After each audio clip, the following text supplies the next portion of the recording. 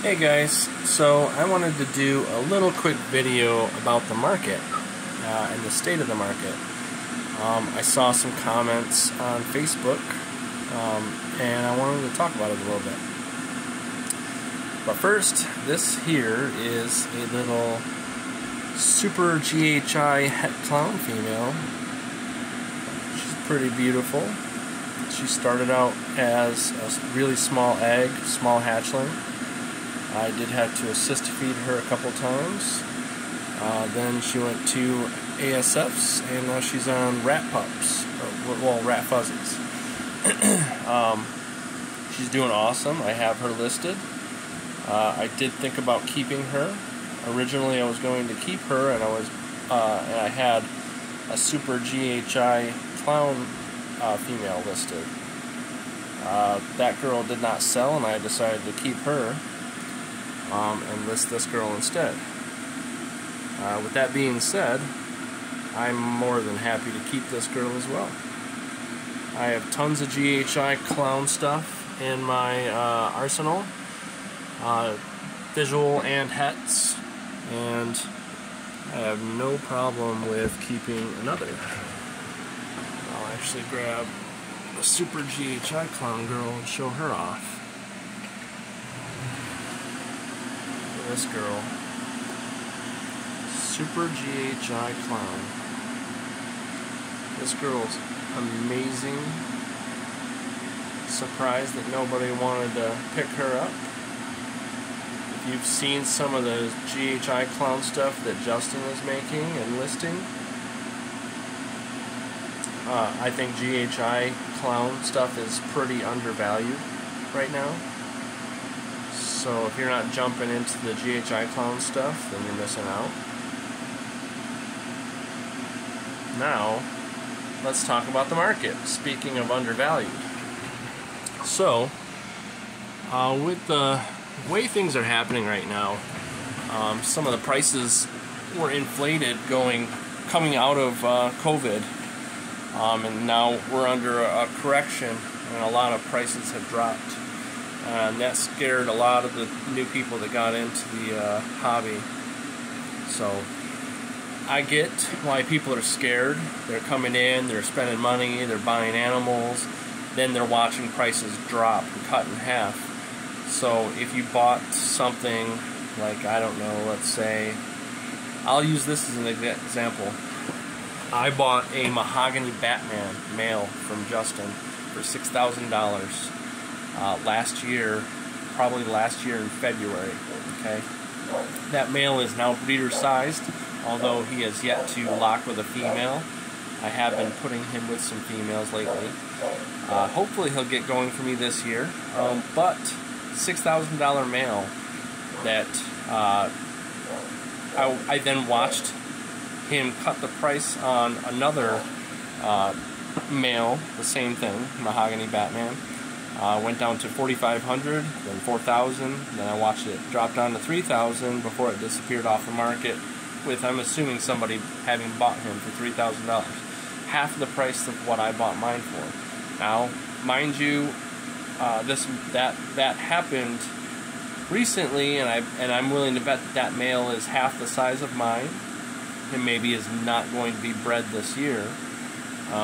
But regardless of whether he was bred this year or not, somebody got to buy that male for half the price I did. So you can imagine, maybe I should be frustrated, and yeah, it's a little bit frustrating.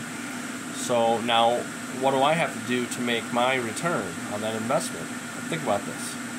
If I was to get him breeding this year, and I could even sell, the same thing for $3,000, then all I have to do is sell two of them to make my money back, and then I still have the male. So that's the thing that people aren't realizing, is when they see these price cuts, they think that they can't make money. Oh, the sky is falling, and then they want to hurry up and rush and fire sale all their animals. And they're probably selling these animals at a loss. So you came in, you dropped a bunch of money, and now you're losing all your money selling all your animals off to get out, because you think that the market's dead and it's not going to go anywhere and you're not going to make any money now. So you just gave away your money to hurry up and get out, and now here's what you're going to do now. You're going to watch people still keep making these animals and still keep selling these animals. It's not going anywhere. The prices went back down to pre-COVID prices. Okay, so I can easily take that male and make my money back on one clutch. I can make one clutch, I can make 6 babies. Do a clown-to-clown pairing. I can make 6 babies, and I guarantee you I will make more than my money back selling 6 animals. I will make twice my money back selling 6 animals. Let's say that only 2 of them are mahogany Batmans. I can sell those 2 and make my money back, and everything else is profit. I think I would make my money back even if, let's say, I had a leopard mahogany clown, spot nose mahogany clown, or just a normal mahogany clown. I'll make my $6,000 back probably off of that. So the thing is, I will take that male and I will put that male to 3, 4, 5 females. I'll make a lot of animals to hold back. I'll make profit off of those clutches. Okay, and then I'll still have him to breed again next year. So even if he does not breed for me this year, next year I will breed that male and I will make my money back off of a few clutches. I will make my money back and I will make profit. And I will make a slew of animals to hold back. So people getting in at top dollar, yeah, it sucks getting in at top dollar and watching prices slash, but you can still make your money back.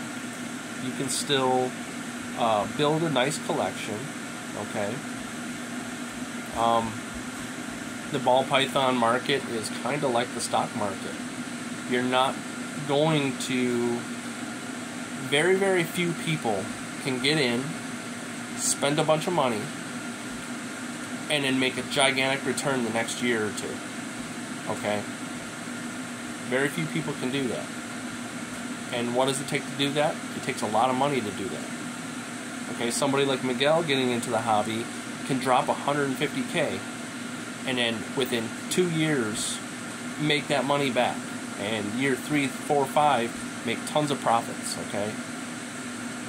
He has money to do that. Okay, so if you don't have money to do that, if you're like most of us, you're going to spend 5 years building a nice collection. You're going to put in $30, $40, $50, $60,000 over 3, 4, 5 years. Okay, you're going to put in $100K.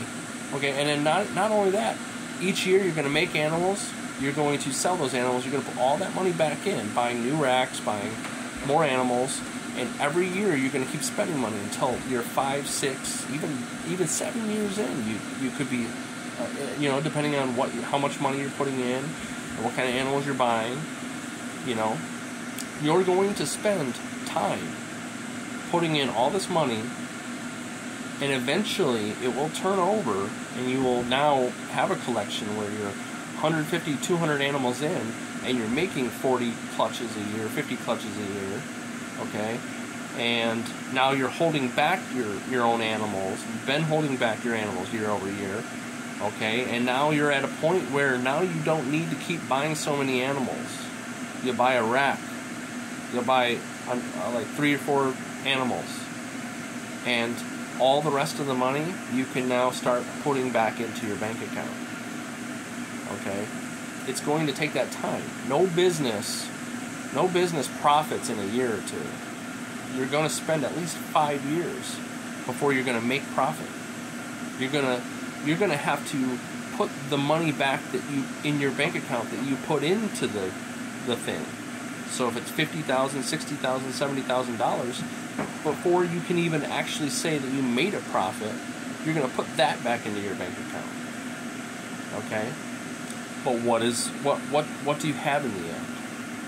In the end, once you put that money back in the bank, now you have a whole room full of racks and animals that you did not actually pay for. You just paid for it with time and with your blood, sweat, and tears building it. Okay? And then after that, if you want to do this for a living, you can. It's all a numbers game. If you make $40,000 at your job right now, then all you need to do is make $40,000 a year doing this. Maybe a little bit more because you're going to pay self-employment tax on this. So maybe you need to make $45,000 a year doing this. Okay, if you make, and you know, so it's all subjectable. If you're making $70,000 at your job, then now you need to make $75,000 or $80,000 a year. Okay, so you know that's it. It's not that hard of a concept. You know, anybody that gets into this just because they want to make money and they think they're going to make fast money, you're going to be gone. You're not going to stay. This is a lot of work. If you're not breeding rats, now it's going to cost you more money to feed your collection. I have 200 animals in this room right now, including ones that I have for sale. And to feed 200 animals, it costs probably $20,000 a year. To feed 200 animals, think about it. You're feeding the animals every week. Adults eating small rats, that's at least that costs me $3 a rat. I breed rats, but I can't breed enough and I have to buy some. $3 each. $3 doesn't sound like a lot until you're spending $250, $300 on the rats that you don't have. Okay, so you know, if you can breed rats, then that's going to help you out to get to your goals a lot faster. You know, but that overhead, even with that overhead, you know, that's not a lot compared to normal businesses. If you're doing this out of your basement, like I am, or in your garage, or whatever, in a spare bedroom, you know, the overhead really it's nothing compared to owning your own business. If you were to start up a small restaurant in a strip mall, like a pizzeria, you're going to spend $2,000 a month just on the space to rent, on top of your utilities and the cost of your goods to function. So when it comes down to this being a business, this is a business that is so easy to manage and build into a profitable business in comparison to trying to start up a restaurant or some kind of other small business in a storefront. Okay? So, but you just have to be realistic with your goals and, you know, with your time frame of when you're going to be profitable. So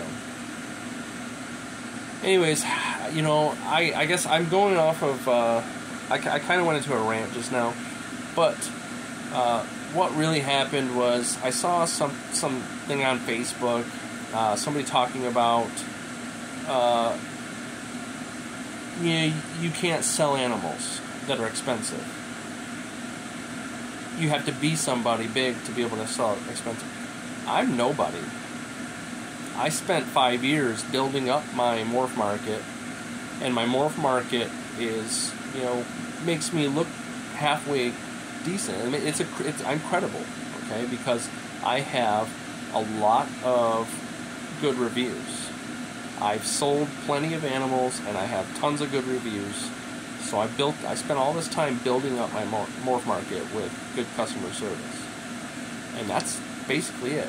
I have actually said multiple times that the animals sell themselves, and I'm catching some flack for that, because, you know, just to make a statement saying the animals sell themselves is probably the wrong way to go.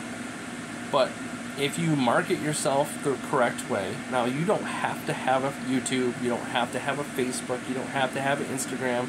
All you do have to have is the animals. The animals have to be clean, they have to be healthy, okay? And you have to have good customer service. Now, what you should have, though, is you should at least have one of those social medias, because you need a place where people find you on Morph Market, they want to go find you somewhere else to make sure that you are credible. So Instagram is probably the best thing.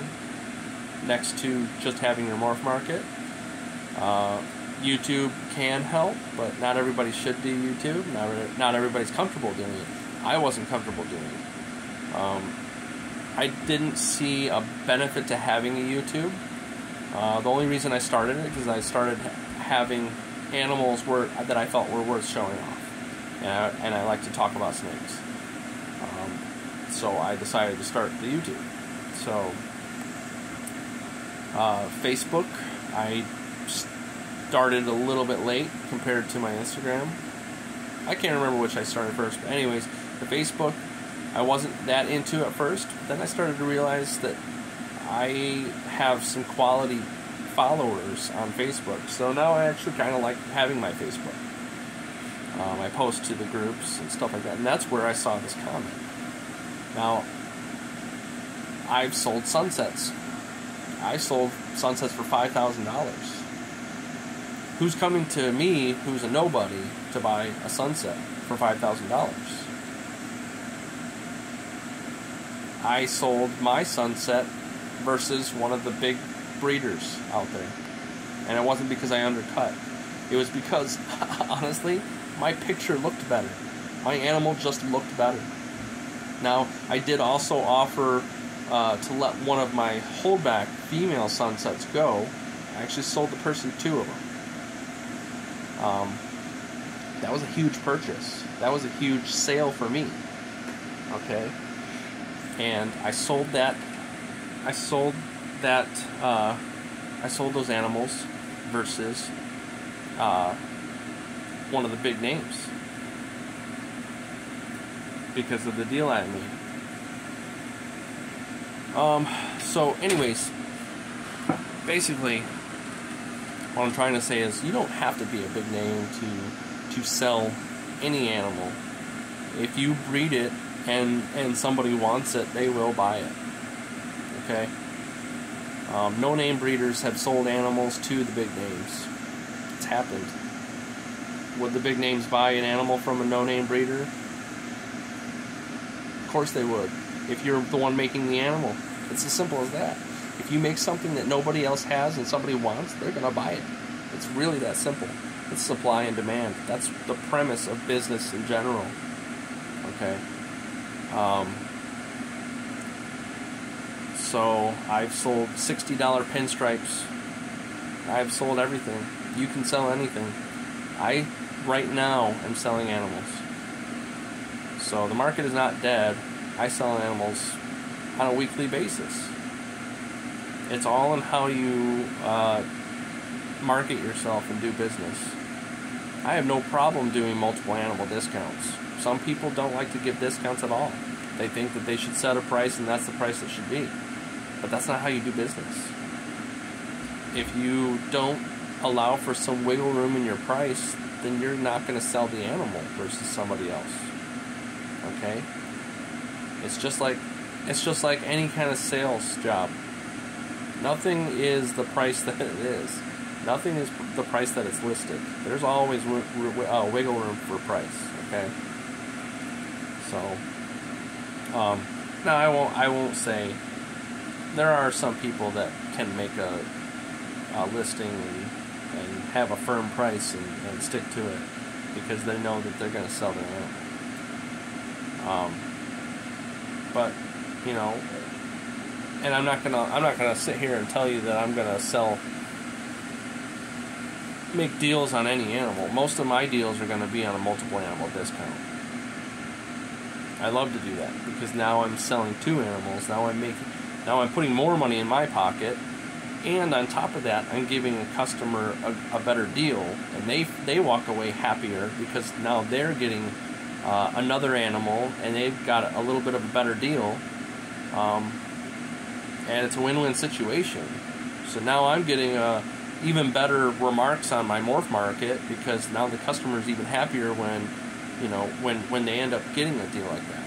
Okay, so if you're willing to let a sale walk off because you want that extra $50, you're going to spend that extra $50 feeding that animal for another couple months. You know, and as far as unrealistic expectations, the biggest thing is People think that they need to list their animals and they're going to sell right away.